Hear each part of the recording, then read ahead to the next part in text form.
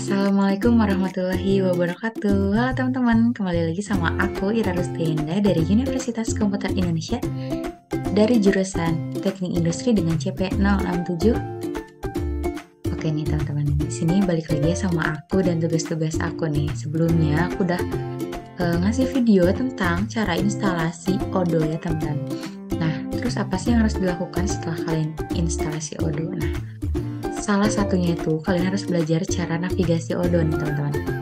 Oke nih, sebelum kita lanjut ke Odoo-nya, kita itu akan belajar sedikit menyinggung tentang Odoo sendiri, baru deh kita ke navigasi nih. Setelah di video-video sebelumnya aku upload mengenai perbedaan Odoo dengan SAP, nah intinya itu adalah Odoo merupakan sebuah platform open source dengan berbagai fitur untuk mendukung penggunaan dalam proses bisnis teman-teman.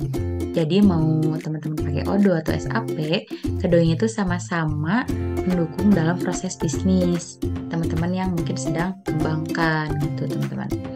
Oke nih, di dalam Odoo tersendiri itu memiliki navigasi. Nah, navigasi ini tuh berfungsi sebagai alat penglihatan pengguna untuk melihat data di dalam modul, karena di dalam modul Odoo itu banyak sekali modul-modul dan data yang emang tanpa navigasi ini pekerjaan kita bakalan terhambat ya teman-teman. Oke nih, selanjutnya navigasi ini ada database yang membuat database baru atau membuka database baru atau menghapus database baru ya teman-teman. Tapi teman-teman di sini harus bisa membuat database karena database di sini tuh sangat penting untuk menyimpan data-data yang teman-teman buat ataupun berikan gitu kepada customer ataupun pelanggan dari Odoo sendiri gitu ya. Kebetulan di sini juga ada view chart. Nah, view chart ini untuk apa sih teman-teman? Nah, view chart ini itu untuk memvisualisasikan data yang teman-teman buat dalam bentuk diagram, terus ada dalam bentuk pie chart atau diagram alur dan lainnya. Nah, di sini juga ada active the developer mode. Active the developer mode ini itu digunakan supaya kita itu bisa melihat suatu data secara detail. Nah, untuk mengetahui data atau informasi satu dokumen, misalnya ID, terus siapa yang ngebuatnya, terus kapan terakhir diedit, nah itu biasanya menggunakan view metadata. Namun, view metadata ini bisa digunakan apabila active the developer modenya sendiri itu sudah diaktifkan, teman-teman. Oke nih, di sini ada search view. Oke nih, kalau misalkan search view itu untuk apa sih, teman-teman? Nah, karena di Odoo itu banyak sekali data dan modul, maka diperlukannya search view untuk kita mencari lebih mudah dan lebih cepat ya teman-teman. Nah, di sini juga ada filter. Jadi kalau misalkan kita mencari data penjualan di antara data pembelian, kita itu bisa menggunakan filter untuk menyaring data penjualan gitu teman-teman. Oke nih, di sini juga ada group by yang menghasilkan kelompok data.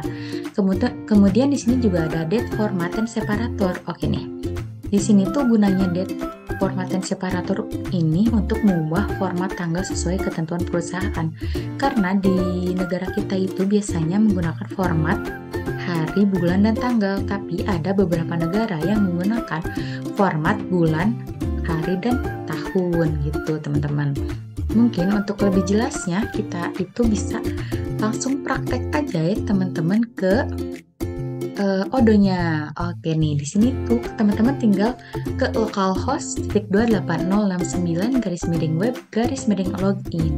Nah, di sini teman-teman bisa masukin email dan password yang udah dibuat sebelumnya. Tapi kalau misalkan teman-teman di sini belum punya database, teman-teman bisa membuat database. Di sini juga teman-teman bisa nge-backup database, terus nge-duplicate, terus bisa menghapus database-nya kalau misalkan udah gak diperlukan lagi.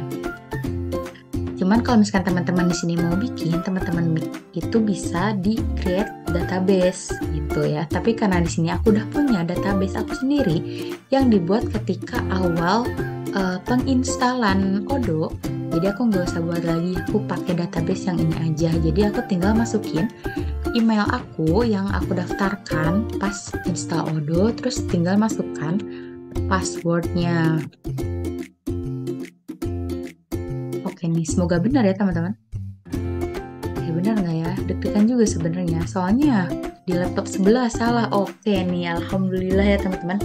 Aku di sini berhasil masuk ke Odoo-nya. Oke nih, ini tampilan dari user interface dari Odoo ya teman-teman. Oke nih, aku di sini bakalan tutup aja biar teman-teman lebih nyaman ngeliatnya ya. Oke, pertama itu kita akan belajar mengenai navigasi dari view chart. Oke nih teman-teman. Jadi di sini tuh aku udah nge-install satu modul, yaitu modul Sales. Nah, di sini ya teman-teman tinggal ke menu atau menu home, terus cari Sales. Ditunggu sebentar dan kemudian tertampil tampilan seperti ini. Nah, untuk melihat view chartnya, teman-teman bisa melihat di sebelah kanan atas di bawah smart button. Nah, ini list chartnya. Kalau list chart itu user interface-nya itu menampilkan item-item dari sekumpulan daftar yang tersusun berbaris di bawah. Jadi, teman-teman itu bisa nge-scroll. Itu bila teman-teman menggunakan list view. Sedangkan kalau teman-teman menggunakan Kanban, tampilannya itu seperti kartu. Sedangkan kalau misalkan teman-teman menggunakan pivot, nah tampilannya itu seperti mengelompokkan, mengolah dan mengeksplorasi data ya teman-teman. Terus kalau misalkan teman-teman di sini menggunakan calendar view, berarti di sini Odoo itu menyediakan kayak garis-garis waktu, kayak tampilan jadwal untuk data. Jadi di sini tuh bisa bentuknya tuh bisa tahun, bisa bulanan, harian, bahkan mingguan. Nah, yang terakhir itu ada grafik. Nah, di sini tuh grafiknya itu ada beda-beda ya. Ada grafik lingkaran, grafik line chart di sini, terus ada bar chart, terus ada di sini juga ada stacked, terus ada pie chart. Oke nih teman-teman. Mungkin kalau misalkan teman-teman lebih enak menggunakan grafik ini, teman-teman bisa menggunakan grafik ini ya teman-teman. Karena di sini juga pilihannya itu ada banyak. Oke nih, selanjutnya aku bakalan ngejelasin Active the Developer Mode. Nah, sebenarnya Active the Developer Mode ini tuh apa sih? Nah, jadi, Active the Developer Mode ini memiliki akses penuh gitu terhadap semua fitur yang ada di aplikasi Odoo gitu, yang terutama bagi seseorang administrator nih teman-teman. Yang di dalam ini tuh biasanya juga mesti bertindak sebagai developer, si administrator ini ya. Nah, sebenarnya ada 3 metode yang bisa digunakan untuk mengaktifkan Active Developer Mode ini. Cuman di sini aku pakai cara yang menurut aku mudah buat aku gitu ya. Teman-teman tinggal pergi ke home menu, klik, terus nanti teman-teman pilih setting,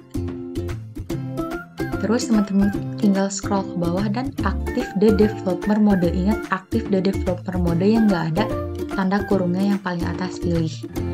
Ditunggu sebentar sampai di sini itu ada tanda kumbang nih teman-teman. Mungkin teman-teman bisa lihat kursor aku ya nih kumbang atau bug di sini. Oke nih, setelah itu gimana sih biar kita itu bisa melihat detail dari sebuah datanya? Kita tinggal ke home menu lagi, terus pilih modul sales.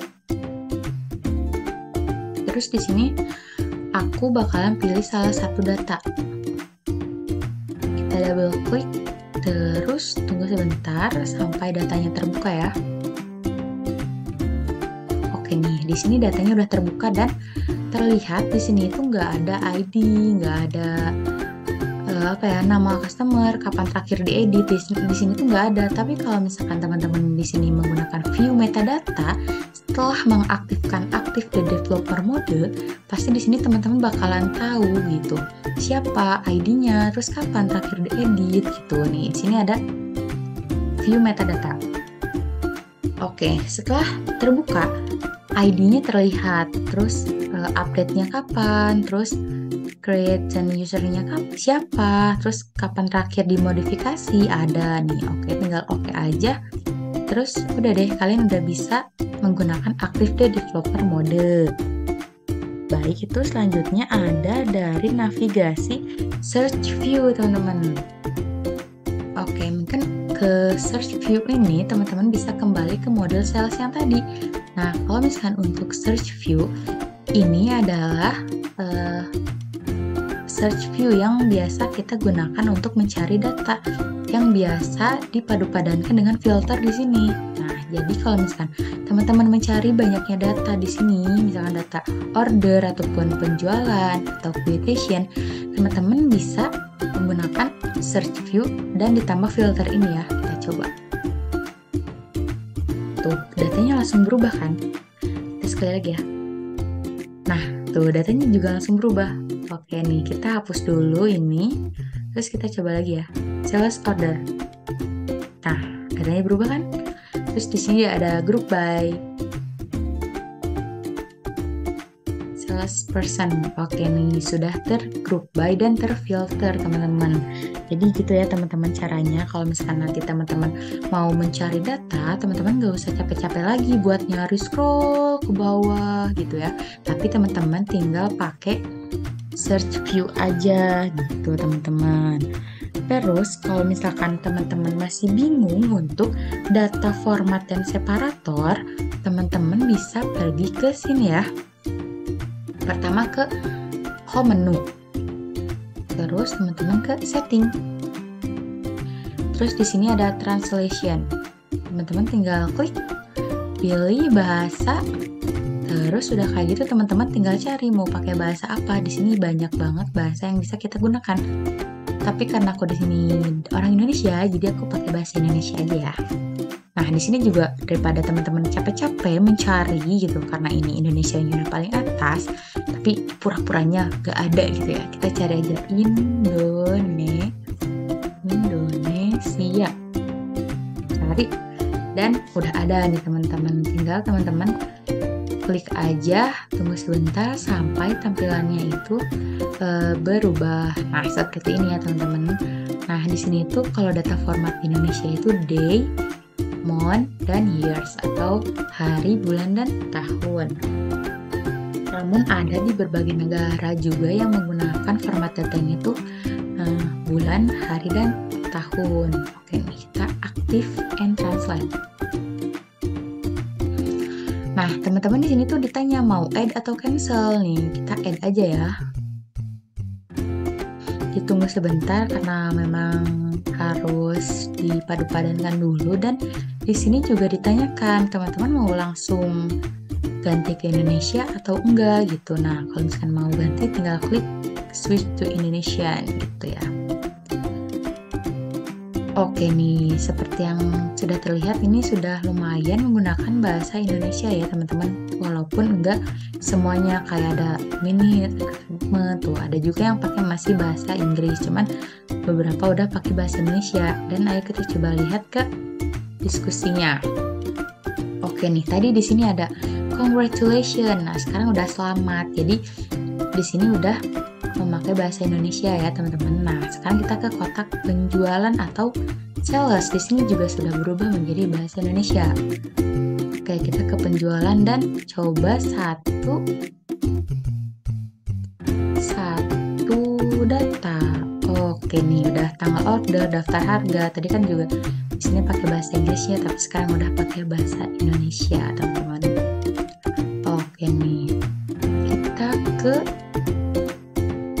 ini. Oke, mungkin cukup sekian ya teman-teman. Kalau misalnya ada yang mau ditanyakan, teman-teman bisa tanya aku di Instagram aku @irstindh dan di email aku irarustiendahi@gmail.com. Mungkin cukup sekian. Sampai jumpa di tugas-tugas aku selanjutnya. Wassalamualaikum warahmatullahi wabarakatuh. Bye-bye.